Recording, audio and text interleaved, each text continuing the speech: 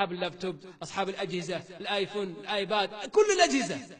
الله الله، لا تسمع فيها إلا خير، ولا تضع فيها إلا خير، ولا تنشر فيها إلا خير. تراها إما شاهد لك أو شاهد عليك. والله يفرحني مقطع في اليوتيوب عدد المشاهدات 10 مليون، مقطع خير. قلت يا هنيئا للي وضعه، يا هنيئا للي وضع المقطع هذا. حسنات تدر عليه، حي وميت ورايح وماكل وشارب، حسنات.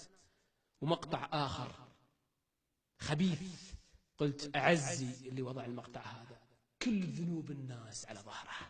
تدرون بعض الناس حاضر معنا المحاضرة الآن أو يشاهدنا الآن يشاهدنا، ومسكين تعبي عليه سيئات. تعرفون ليش؟ لأنه مرسل أغنية لفلان يسمعها فلان الآن، مرسل إيميل لفلان يسمع فلان الآن، منزل مقطع خبيث يشوفون الناس الآن، وجالس ذكر وحسنات تصب عليه، سيئات تصب عليه. أعوذ بالله. وفي قبره الأم اللي رأت الرؤيا العظيمة أن كلاب تأتي على قبر ابنها وتبول، عزكم الله وملائكة السامعين والمشاهدين. عندما فسرت الرؤيا ايش قال هذه سيئات إلى الآن تصب على قبرك، على قبر ابنك، سيئات تصب على قبر ابنك. فلما استبحثت الأمر وجدت نعم ابنها كان يرسل مقاطع للناس والعياذ بالله. قال تصدقي عنه وتوبي وحاولي. فهل ترضى هذا الشيء؟ الله الله، لا تبث إلا خير عشان يجيك خير. انت بالشر ترى راح يجيك شر.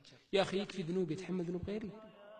الله الله يحبه. أسأل الله العظيم رب العرش الكريم أن يوفقنا وإياكم للهداية والتوبة. أسأل الله العظيم رب العرش الكريم أن يوفقنا وإياكم للهداية والتوبة.